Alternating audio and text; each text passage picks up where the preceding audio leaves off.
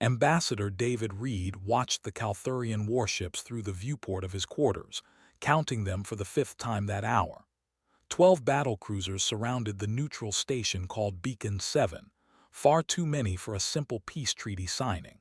He had memorized their positions, their weapon arrays, even the barely visible shimmer of their shield generators cycling at low power. The invitation had arrived 3 months ago, delivered with great ceremony by High Chancellor himself. The Calthurian Empire wished to end decades of border tensions with humanity through a historic accord.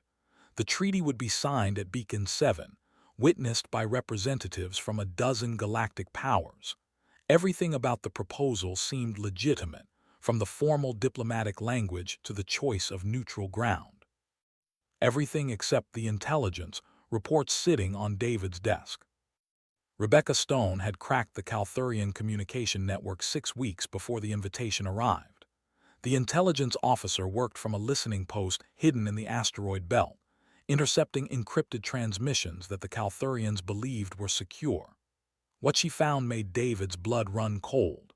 The peace treaty was a carefully constructed trap designed to eliminate humanity's diplomatic core and cripple Earth's ability to negotiate with other species.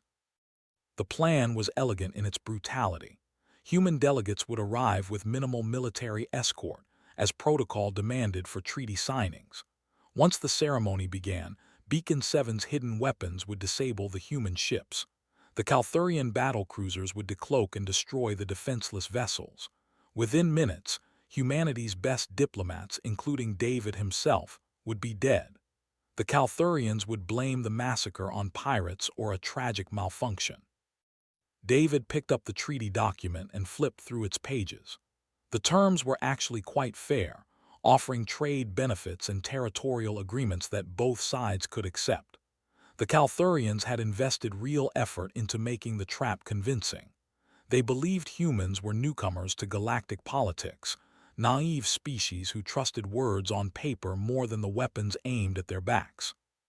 What the Calthurians didn't know was that humanity had learned this lesson already, paid for it in blood during the Varsian incident 15 years ago. Back then, human delegates had approached the Telrathi collective with open hands and hopeful hearts. The Telrathi had smiled, signed documents, and then slaughtered every human at the negotiation table. 300 colonists died in the follow-up attacks before Earth's scattered defense forces could respond. David had been a junior diplomat assigned to a different sector when news of the massacre reached him. He watched the memorial broadcasts, saw the names of colleagues and friends scrolling past, and made a promise. Never again would humanity come to negotiations unprepared. Never again would they mistake diplomatic protocol for safety. His terminal chimed softly. Lieutenant Owen Cross appeared on the screen, his tactical officer reporting from the diplomatic vessel Steadfast in orbit around the station. Owen's face remained neutral, but David caught the slight nod that meant all countermeasures were ready. Ambassador, the Calthurian delegation is requesting to move up the signing ceremony by 2 hours, Owen said, in a formal tone meant for any listeners. They cite scheduling conflicts with other galactic representatives. David smiled. The Calthurians were getting nervous, eager to spring their trap before anything could go wrong with their plan. They had no idea that humanity had spent 3 months preparing for this exact moment. Every human ship in the system was exactly where it needed to be. Every soldier knew their role. Every countermeasure had been tested and retested. Tell High Chancellor Drexmill that we're happy to accommodate the new schedule, David replied. I'll be ready to board the station within the hour. Owen's expression didn't change, but David saw the brief flash of satisfaction in his eyes. The new timing actually worked better for humanity's counter-operation. Several Calthurian ships would still be repositioning when the trap sprung. David dressed carefully in his formal diplomatic uniform, checking each detail in the mirror. The jacket's thermal lining would protect him from emergency decompression. The communications badge hidden in his collar looked like a simple decoration, but could punch through any jamming signal. Even his formal shoes had reinforced soles designed for running across damaged station decks. He gathered his documents and headed for the docking bay where a shuttle waited to ferry him to Beacon 7. As he walked through the steadfast corridors, crew members straightened at their posts. Everyone on board knew what was coming. They had drilled for this scenario dozens of times, running through every possible variation until the responses became automatic. The shuttle ride took 12 minutes. David spent the time reviewing intelligence reports one final time, committing every detail to memory. Rebecca had identified not just the Calthurian plot, but also 4 allied species who had agreed to support the ambush. The Prothan Combine, Selkari Dominion, Earthen Clans, and Bevix Corporation all believed they would benefit from humanity's destruction. They had positioned ships nearby, ready to claim human territory once the massacre was complete. What none of them knew was that human intelligence had mapped every conspiracy meeting, decoded every planning session, and identified every ship involved in the plot. Admiral Raymond Cole had positioned battle groups at each conspirator's home system, ready to deliver a very different message than the one they expected. The shuttle docked with Beacon 7, and David stepped onto the station with the calm confidence of a man walking into a routine business meeting. High Chancellor Drexmill waited in the main corridor, his reptilian features arranged in what passed for a welcoming expression among his species. "Ambassador Reed, welcome," Drexmill said, extending a clawed hand. "We are honored to finally bring peace between our peoples." David shook the offered hand, maintaining eye contact. "The honor is ours, High Chancellor. Humanity values nothing more than honest partnership with our galactic neighbors." He watched Drexmill's eyes flicker slightly at the word honest. "Good. Let the Calthurian wonder if humans suspected anything. Let him worry that his perfect trap might have flaws." They walked together toward the treaty chamber, making small talk about galactic trade and cultural exchange. David played his role perfectly, the earnest diplomat eager for peace. Around them, Calthurian security forces watched with barely concealed anticipation. They thought they were guarding a ceremony. They had no idea they were standing in the middle of a countertrap that was about to close around them. As they reached the chamber doors, David touched his collar badge in a gesture that looked like nervous adjustment. The signal went out on quantum-encrypted channels, reaching every human ship in the system simultaneously. The message was simple: the treaty terms are acceptable. Phase 1 had begun. Captain Nina Reeves floated in zero gravity, her body perfectly still as she monitored the holographic display filling the command center of the stealth frigate Whisper. 6 days of silent running had given her crew plenty of time to memorize every detail of the Chronos nebula surrounding them. The dense clouds of ionized gas made perfect cover for a warship, scrambling sensors and hiding their thermal signature.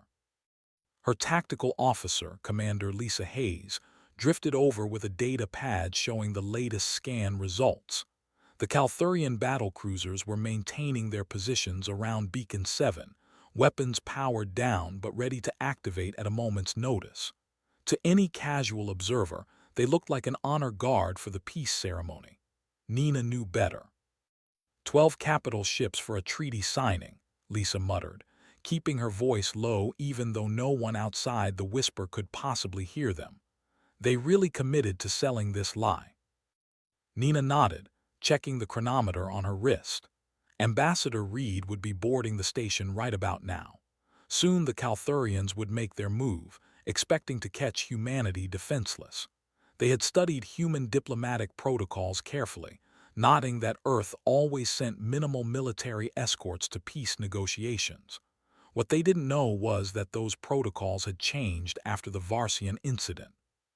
3 months ago, when Rebecca Stone first uncovered the Calthurian plot, Fleet Admiral Raymond Cole had called an emergency war council at Earth Command.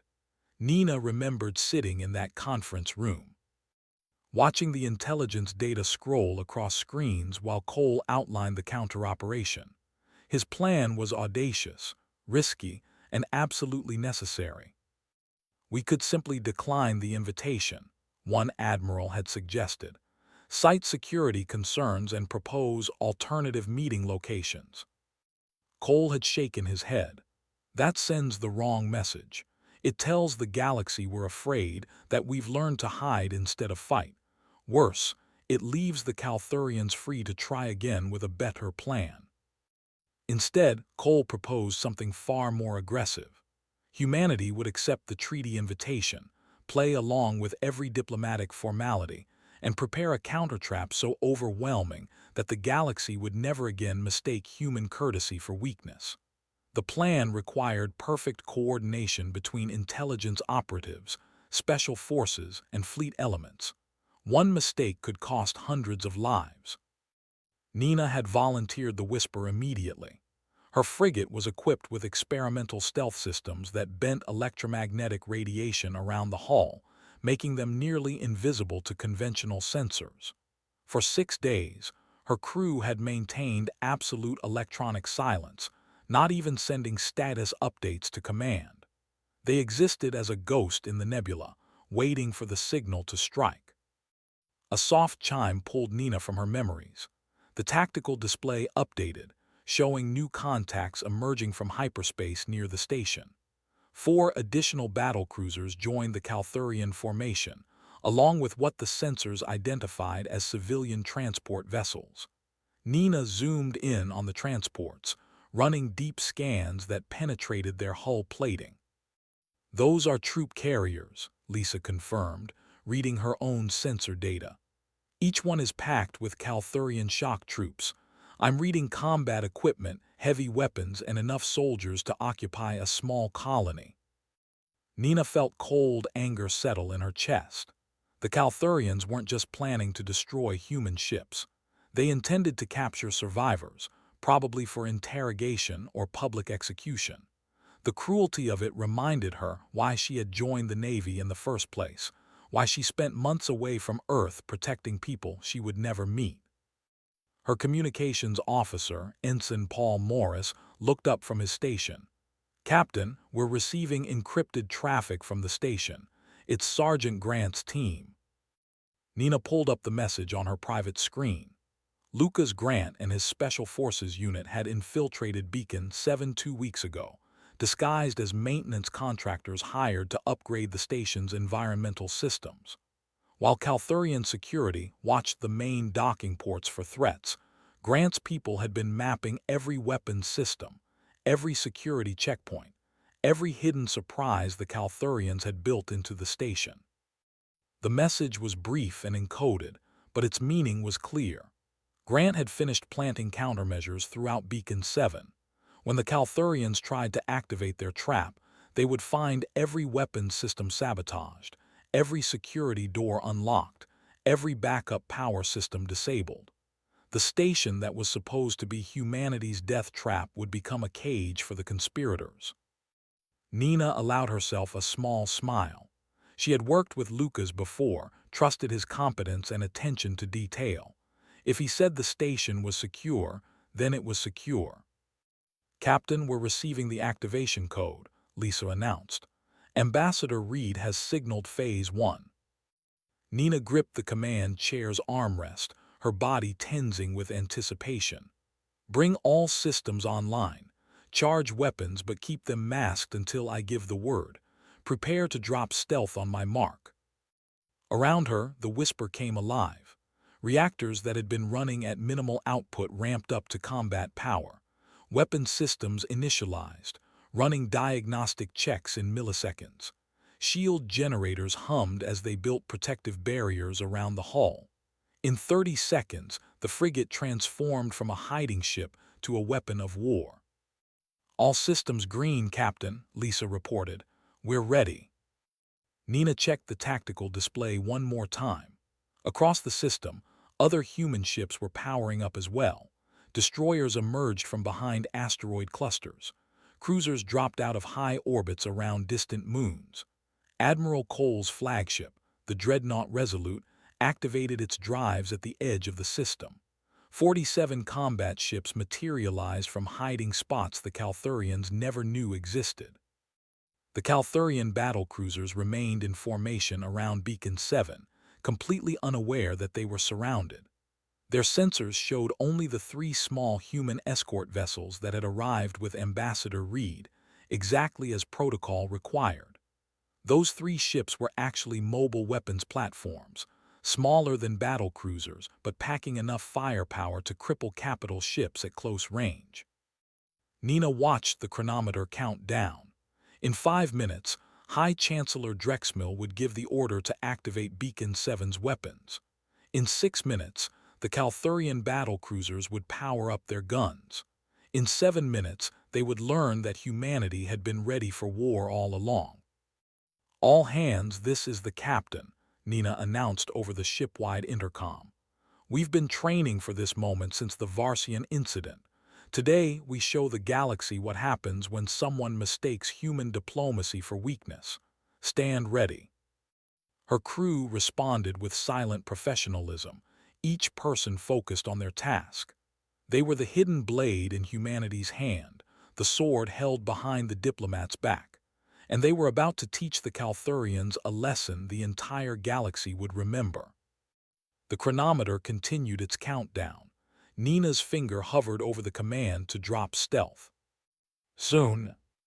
The treaty chamber on Beacon 7 had been decorated for celebration, with holographic banners displaying both human and Calthurian symbols of peace. David Reed sat across from High Chancellor Drexmill at a curved table made of polished stone, carefully reviewing the final document while appearing completely relaxed. Around them, representatives from various galactic powers watched the ceremony through transparent observation booths. Drexmill's clawed hand trembled slightly as he reached for the ceremonial signing stylus. David noticed the nervous gesture and understood its meaning. The Calthurian leader was preparing to give the attack order, probably struggling with the weight of what he was about to do. For a brief moment, David almost felt sympathy. Then he remembered the 300 humans who died at the Varsian incident, victims of exactly this kind of diplomatic betrayal. "Before we sign," Drexmill said smoothly, "I wish to speak briefly about the importance of trust between our peoples." David nodded, playing his part in the charade. While the High Chancellor spoke platitudes about friendship and cooperation, David's peripheral vision tracked the movement of Calthurian guards around the chamber. They were shifting positions subtly, moving to block exits and establish firing angles. Sergeant Lucas Grant had reported these guard movements in his intelligence briefings, predicting them with perfect accuracy. Drexmill's speech droned on for exactly 4 minutes, the predetermined signal time that Rebecca Stone had decoded from intercepted transmissions. When he finished speaking, the High Chancellor placed his thumb on the treaty data pad, officially accepting the terms. Now it was David's turn. "The people of Earth are honored to join in this accord," David said clearly, knowing his words were being broadcast across the galaxy. "We believe in the power of honest cooperation between species." He pressed his thumb to the pad. The gesture looked ceremonial, but it actually transmitted an encrypted quantum signal to every human ship in the system. The message was simple and absolute: execute protocol checkmate. For 3 seconds, nothing happened. Drexmill smiled, believing his trap was about to succeed. Then his expression shifted to confusion as indicators on his personal terminal began flashing warning colors. Across Beacon 7, weapons systems failed to activate. The electromagnetic pulse generators that should have disabled human ships remained offline. Security doors that should have locked shut to trap the human delegation stayed open. Backup power systems that should have activated the station's hidden guns simply refused to respond. Lucas Grant had done his job perfectly. In orbit around the station, Calthurian battlecruisers suddenly found their sensor displays flooding with new contacts. Ships materialized throughout the system, dropping stealth fields and emerging from hiding positions. The 3 small human escort vessels that had accompanied David were joined by 44 additional warships, forming a perfect tactical formation that surrounded every Calthurian position. Commander Vethkin, captain of the Calthurian battle cruiser Domination, stared at his tactical display in disbelief. His ship was rated as one of the most powerful in the Calthurian fleet, capable of destroying entire planetary defense networks. Now he found himself staring at 6 human destroyers, each one maintaining perfect firing solutions on his ship's vital systems. "Weapons control, activate all batteries," Vethkin ordered, his voice sharp with panic. "Sir, the human ships are already targeting us," his tactical officer reported. "They have lock on our reactor cores, weapon mounts, and shield generators. If we power up weapons, they'll interpret it as hostile action." Vethkin's communicator chimed with an incoming transmission. Admiral Raymond Cole's face appeared on screen, the human officer's expression calm and professional. "Calthurian vessels, this is Fleet Admiral Cole of Earth's Strategic Defense Force. You are surrounded and outgunned. Power down all weapons systems immediately and prepare to be boarded for inspection. Any hostile action will be met with overwhelming force." The Admiral's voice carried across all channels, broadcasting to every ship in the system.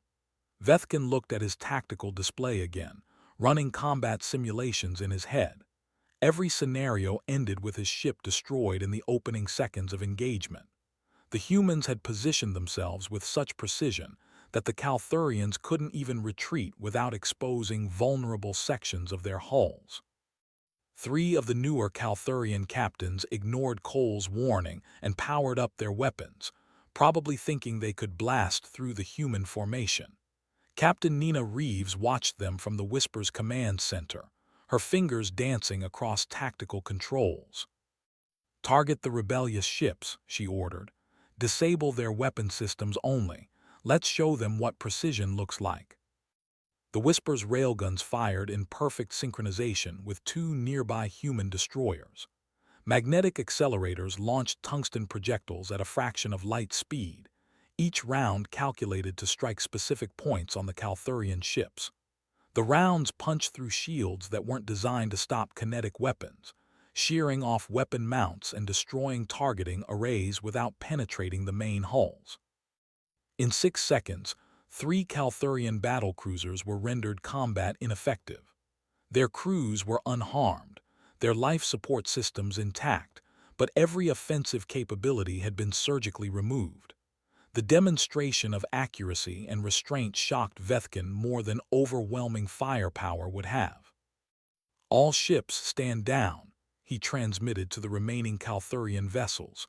"Power down weapons and await boarding." Back on Beacon 7, David watched Drexmel's face cycle through shock, anger, and finally resigned understanding. The High Chancellor's trap had not just failed, it had been completely reversed. His weapons didn't work, his ships were surrounded, and his allies were nowhere to be seen. "How?" Drexmel whispered. "How did you know?" David pulled out a data pad and slid it across the table. The screen displayed intercepted communications, decoded military transmissions, and detailed intelligence reports covering every aspect of the Calthurian plot. "We've known about your plan for 3 months, High Chancellor. Every ship movement, every conspirator meeting, every weapons upgrade to this station. Human intelligence services are significantly better than you estimated." Drexmel's skin flushed darker, a sign of shame among his species. "Then why come at all? Why not simply refuse the invitation?" David stood, straightening his diplomatic uniform. Around the chamber, Lucas Grant's Special Forces team emerged from their hidden positions, weapons drawn but pointed at the floor. The Calthurian guards dropped their weapons without being asked. "Because you needed to learn a lesson, and so did every other species watching this broadcast," David said quietly. "Humanity will always come to the negotiation table. We believe in peace, in cooperation, in finding diplomatic solutions, but we will never again come unprepared." He gestured at the viewport, where human warships maintained perfect formation around disabled Calthurian vessels. "You wanted to test if humans were ready for galactic politics. The answer is yes, High Chancellor. We're ready. The question is whether you're ready to negotiate honestly. Drexmel looked at the data pad again, scrolling through page after page of intelligence that should have been impossible for humans to gather. Finally, he looked up at David with something approaching respect. What happens now? David smiled. Now we discuss real peace terms, the kind built on mutual respect instead of deception. Rebecca Stone stood in the intelligence center aboard the Steadfast, surrounded by holographic displays showing real-time data from across the system. 8 months of work had led to this moment. 8 months of careful infiltration and patient intelligence gathering.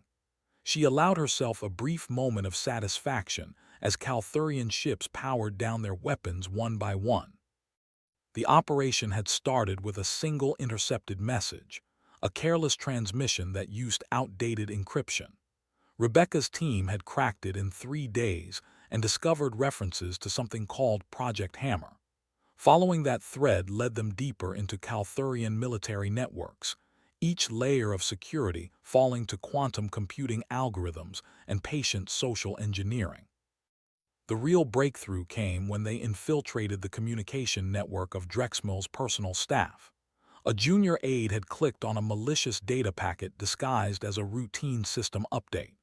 From that single mistake, Rebecca gained access to planning documents, ship deployment schedules, and detailed schematics of Beacon 7's hidden weapons. Commander Stone, we're receiving surrender signals from the Prothan Combine Fleet, her assistant reported. They're requesting permission to withdraw from the system. Rebecca pulled up tactical data on the 4 allied species who had joined the Calthurian conspiracy. The Prothan had positioned 12 ships near their embassy station, ready to claim human trade routes once the massacre was complete. The Selkari Dominion had sent intelligence officers to observe the treaty signing, collecting data for their own future operations against Earth. The Earthen clans and Bevix Corporation had contributed funding and resources to help the Calthurians plan the ambush. What none of them knew was that Admiral Cole had positioned human battle groups at each conspirator's home system. The ships had arrived weeks ago, claiming to be on routine diplomatic visits. Now, those diplomatic vessels revealed their true nature as fully armed warships, sitting in orbit above the conspirators' most important planets. Deny the withdrawal request, Rebecca ordered. Inform the Prothan that Ambassador Reed wishes to speak with their representatives immediately. She switched her attention to long-range sensors monitoring the edge of human space. Other galactic powers were reacting to the news from Beacon 7, repositioning ships and adjusting diplomatic stances. The ancient Varsilian Council had already issued a statement acknowledging humanity as an emerging major power. The Telrathi Collective, responsible for the massacre that taught humanity this lesson 15 years ago, had gone completely silent. Rebecca's terminal chimed with a priority message from Earth Command. She opened the encrypted file and read Admiral Cole's latest orders. Phase 2 of the operation was beginning, the consolidation of humanity's new position in galactic politics. Cole wanted detailed intelligence profiles on every species currently reassessing their relationship with Earth. In the treaty chamber, David Reed stood across from representatives of the 4 conspirator species.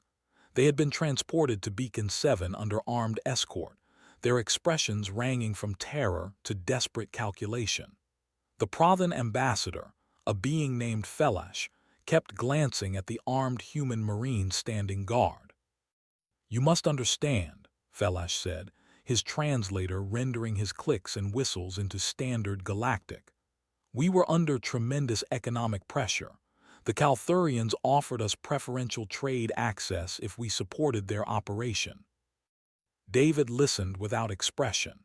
Intelligence reports showed the Prothan had eagerly joined the conspiracy, seeing it as an opportunity to expand their commercial influence.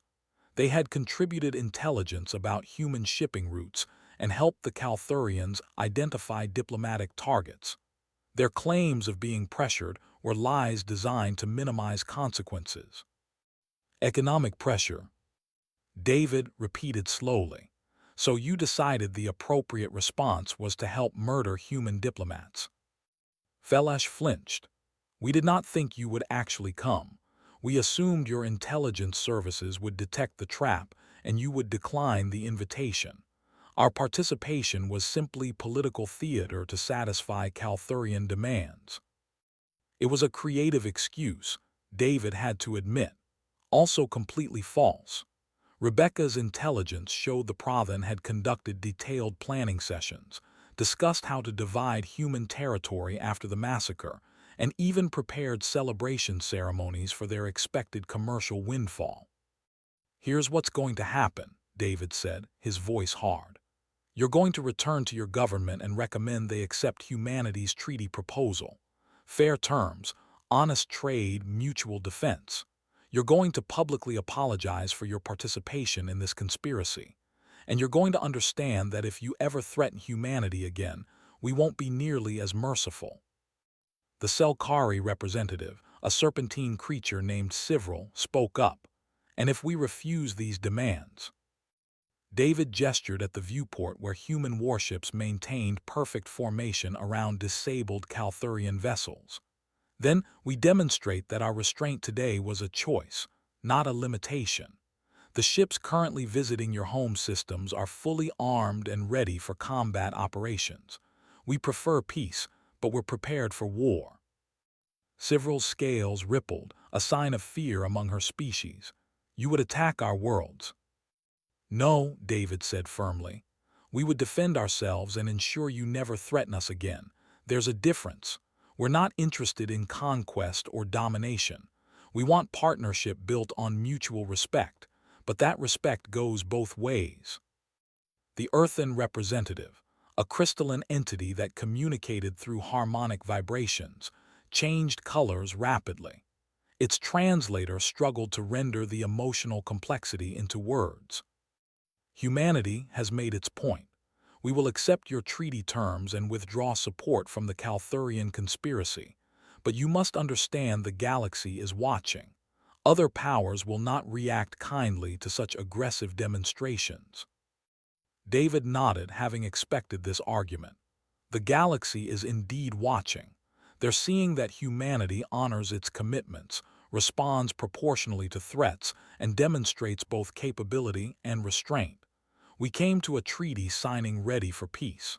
The Calthurians forced us to be ready for war instead. He pulled up a holographic display showing the scope of human preparation, the intelligence gathering, the careful positioning of forces, the surgical precision of their response.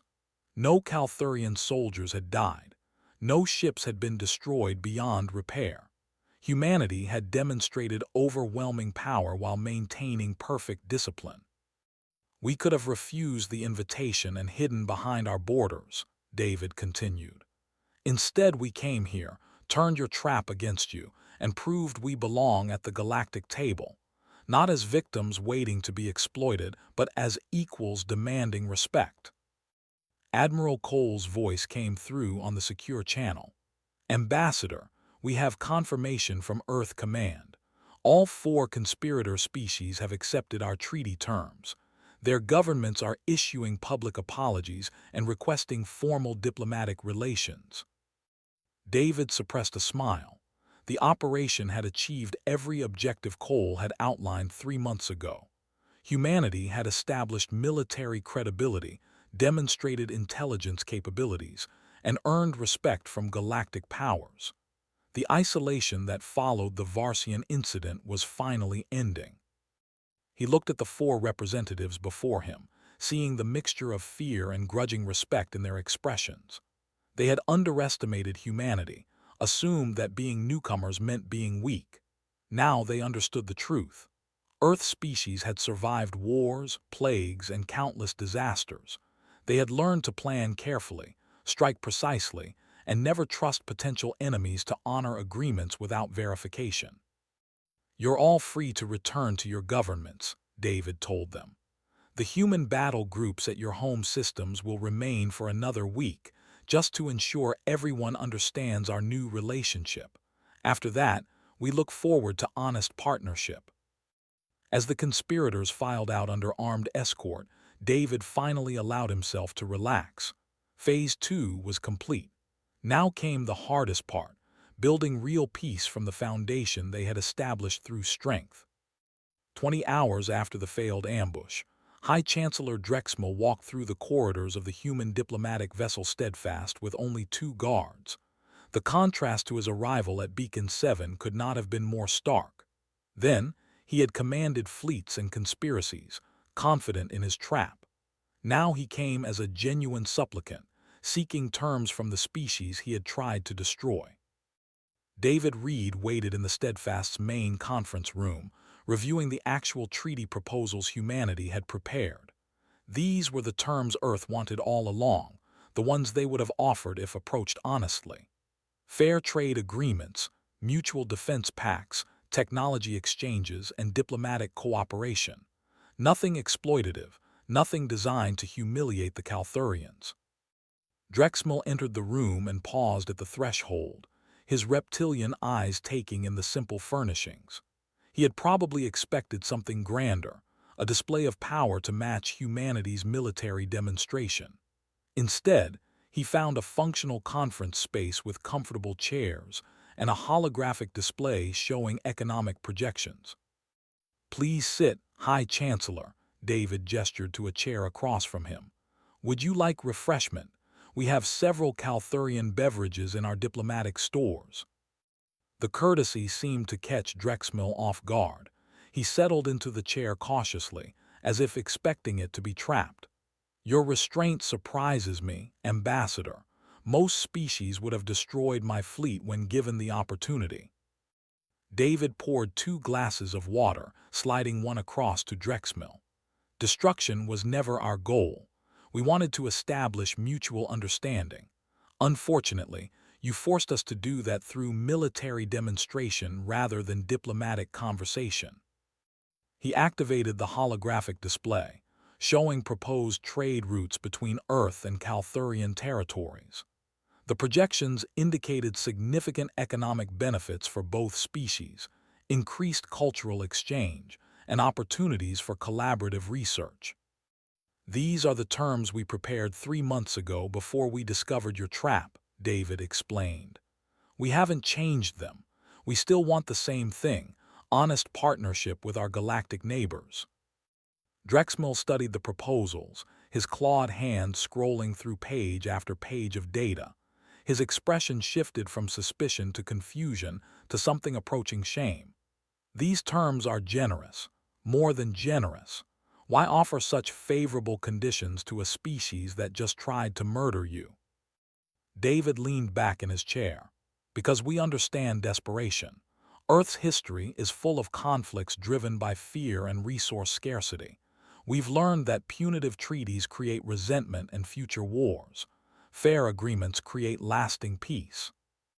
The door opened, and Admiral Raymond Cole entered, his military uniform immaculate despite the long hours of fleet operations. He nodded respectfully to Drexmel before taking a seat beside David. "High Chancellor, I wanted to speak with you about military cooperation," Cole said. "Our intelligence indicates the Corvathi raiders have been probing Calthurian border systems. We believe they're planning major raids within the next 6 months." Drexmel's eyes widened. "You know about the Corvathi threat?" Cole pulled up tactical data showing Corvathi ship movements, attack patterns, and estimated fleet strength. "We've been monitoring them for 18 months. They're opportunistic predators who target species they perceive as weak. Your conspiracy with the Prathan and others was partially motivated by fear of Corvathi attacks, correct?" The Calthurian leader's silence was confirmation enough. David understood the pattern now. The Calthurians had tried to eliminate humanity to consolidate resources for defending against the Corvathi. It was short-sighted and brutal, but it came from genuine fear rather than pure malice. "We can help you defend against the Corvathi," Cole continued. "Human ships excel at rapid response and precision strikes. Combined Calthurian human battle groups would be far more effective than either fleet alone." Drexmill looked between David and Cole, clearly struggling to reconcile their offers with his previous assumptions about humanity. You would protect us after we tried to kill you. That we would defend our allies, David corrected. Once you sign this treaty, Calthurian security becomes a human concern. That's what mutual defense means. Rebecca Stone's voice came through the conference room speaker system. Ambassador, we have representatives from the Bevix Corporation requesting immediate audience. They say it's urgent. David glanced at Drexmill. Do you mind if we address this quickly? The High Chancellor shook his head, still processing everything he had learned. A holographic projection appeared above the table, showing 3 Bevix representatives. The insectoid species chittered nervously, their translator struggling to keep up with their rapid speech. Ambassador Reed, we must apologize for our participation in the conspiracy, the lead Bevix said. We were misled by Calthurian promises and did not properly evaluate the situation. We formally request inclusion in your proposed treaty framework. David recognized the shift in their tone. The Bevix had watched humanity dismantle the conspiracy and were now desperately trying to secure their position. Their home system had 3 human destroyers in orbit, a gentle but firm reminder of Earth's reach. Your request is noted, David replied. We'll discuss terms after concluding current negotiations with the Calthurian Empire. Please prepare a full disclosure of your involvement in the conspiracy and proposals for how you intend to contribute to regional stability. The Bevix representatives chittered acknowledgement and disconnected. David turned back to Drexmill, who was staring at the space where the hologram had been. This is what you've created, the High Chancellor said slowly. In one day, you've reshaped the political structure of this entire sector. Species that would never have considered human partnership are now begging for your attention. David nodded. We didn't want to reshape anything, High Chancellor. We wanted honest relationships. You forced us to demonstrate why honesty matters. Cole pulled up additional data, this time showing human intelligence assessments of various galactic threats. The Corvathi were just one of several aggressive species probing for weakness.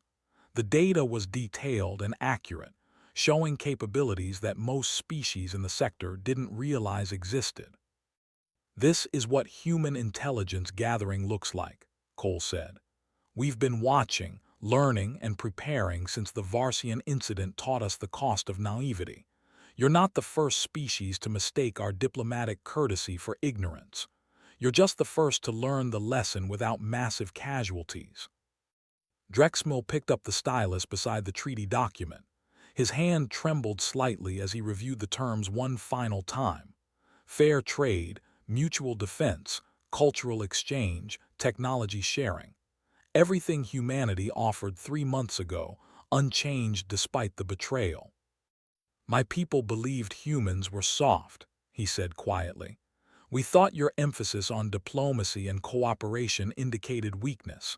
We were catastrophically wrong. David stood and extended his hand. You weren't entirely wrong, High Chancellor. We do value diplomacy and cooperation. We just make sure to pair those values with strength and preparation. Now, shall we sign a real treaty this time? Drexmill grasped David's hand, the gesture carrying real respect now instead of false courtesy. Yes, Ambassador, a real treaty between equals. As the Calthurian leaders signed the document, making their alliance official, alarms suddenly blared throughout the Steadfast. Cole's personal communicator lit up with urgent tactical alerts.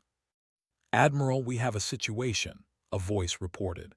Research Station Galileo is under attack by unknown hostiles.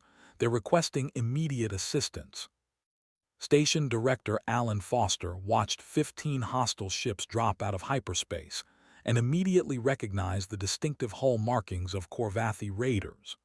Research Station Galileo was home to 200 scientists studying stellar formation in the Helix Nebula, far from any military installations. The attackers had chosen their target carefully, expecting an easy raid. "All personnel to shelters," Alan announced over the station-wide intercom, keeping his voice calm despite the adrenaline flooding his system. "This is not a drill. Security teams to defensive positions." The Corvathi were known throughout the galaxy as opportunistic predators who attacked isolated outposts and weak merchant vessels. They avoided military targets and ran from any serious opposition. Their intelligence was clearly outdated if they thought a human research station would be defenseless. Alan pulled up tactical controls, activating defensive systems that had been installed after the Varsian incident. Point defense turrets emerged from concealed positions on the station's hull. Shield generators powered up, creating overlapping protective barriers. Missile pods armed themselves, targeting solutions already calculating intercept trajectories. The lead Corvathi ship broadcast a standard intimidation message. "Human station, you will shut down all systems and prepare for boarding. Resistance will result in destruction of your facility." Alan opened a response channel while simultaneously sending encrypted tactical data to Fleet Command. "Corvathi vessels, you are attacking a protected research facility of the United Earth Government. Withdraw immediately or face military response." The Corvathi captain's laugh came through the channel. "We monitored your little performance at Beacon 7. Clever tricks with stealth ships and sabotage. But you have no fleet here, human. Surrender now." What the Corvathi didn't know was that Captain Nina Reeves had volunteered the Whisper for rapid response duty. Her stealth frigate had left Beacon 7 the moment Admiral Cole received the distress signal, burning hard toward the Helix Nebula at maximum speed. Nina studied the tactical situation from her command chair, running combat simulations while her ship streaked through hyperspace. 15 raider vessels against one frigate made for terrible odds in conventional warfare. But the Whisper wasn't a conventional warship, and Nina had no intention of fighting fair. "Drop us out of hyperspace at the edge of their sensor range," she ordered. "I want full stealth engaged before they know we're here." The Whisper emerged from hyperspace like a ghost, its experimental stealth systems bending electromagnetic radiation around the hull. To Corvathi sensors, the frigate simply didn't exist. Nina studied the raider formation, identifying the command ship and primary threats. At Research Station Galileo, the Corvathi were growing impatient. 3 of their ships moved closer, weapons charging for an intimidation strike. Alan prepared to activate his defensive weapons, knowing the station could probably destroy 2 or 3 raiders before being overwhelmed. Then something impossible happened on the Corvathi tactical displays. 7 of their ships simultaneously reported critical system failures. Weapons went offline, shields collapsed, and navigation systems crashed. The affected vessels tumbled helplessly in space, their crews scrambling to understand what had struck them. Nina allowed herself a tight smile as the Whisper's electronic warfare suite completed its attack. She had penetrated Corvathi computer systems using exploits Rebecca Stone's team had developed months ago. The raiders' outdated security protocols were like paper walls to human cyber weapons. "Target the remaining ships with conventional weapons," Nina ordered. "Fire for effect." The Whisper's railgun spoke with electromagnetic thunder, launching projectiles that crossed the distance to Corvathi vessels in seconds. The rounds were precisely aimed, shearing off weapon mounts and destroying shield generators without penetrating main hulls. In 90 seconds, Nina's crew had crippled 7 more raider ships. The lead Corvathi captain broadcast frantic messages, trying to locate the attacker he couldn't see. His sensors showed impossible results, weapons fire coming from empty space. Then the Whisper dropped its stealth field, appearing directly between the raiders and Research Station Galileo. "Corvathi vessels, this is Captain Nina Reeves of the Earth frigate Whisper. You are surrounded by human warships and will surrender immediately." The bluff worked perfectly. The Corvathi captain assumed the single visible frigate represented a larger fleet, especially after watching 7 ships get disabled by unseen attackers. His remaining combat-capable vessels powered down weapons and transmitted surrender codes. Admiral Cole's voice came through on Nina's command channel. "Well done, Captain. Additional forces are 30 minutes out. Hold position and secure the raiders." At Research Station Galileo, Alan watched the battle end almost as quickly as it began. 12 minutes from first contact to complete Corvathi surrender. The station's defensive weapons had never even fired. He opened a channel to the mysterious human warship. "Whisper, this is Station Director Foster. Thank you for the assistance. That was the most impressive display of tactical coordination I've ever seen." Nina acknowledged the thanks while her crew prepared boarding teams. The Corvathi raid had been observed by monitoring stations across the sector, broadcast on news networks, and analyzed by intelligence services from dozens of species. Just like Beacon 7, humanity had turned a potential disaster into a demonstration of capability. Back on Beacon 7, David Reed stood with Drexel watching the tactical feed from Galileo.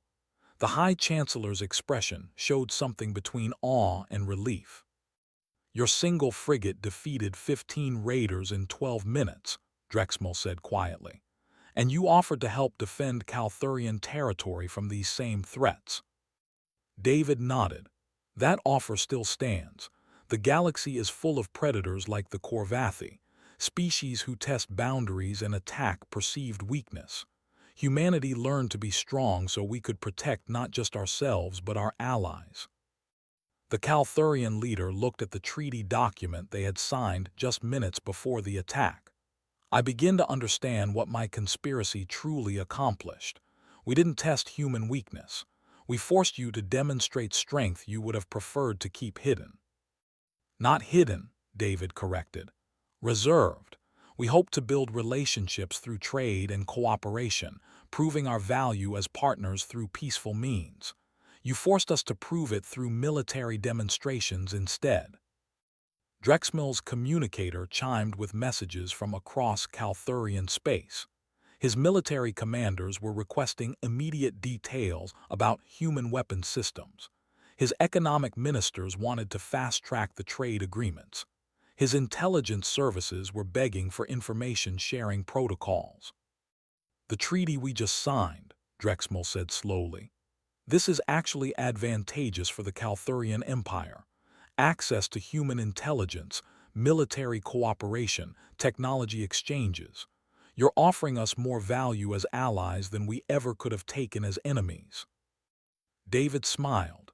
"That was always the idea, High Chancellor. Peace is more profitable than war when both sides negotiate honestly." News of the Corvathi defeat spread across galactic networks within hours. The Whisper's tactical performance was analyzed by military experts who struggled to understand how a single frigate had dominated 15 raiders. The answer was simple but profound: superior technology, exceptional training, and perfect coordination between intelligence and military operations. Species that had planned to test humanity reconsidered their positions.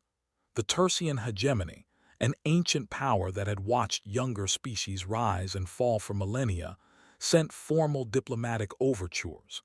They acknowledged humanity as an emerging major power and offered alliance. David stood on Beacon 7's observation deck, looking out at human warships maintaining formation around former Calthurian conspirators.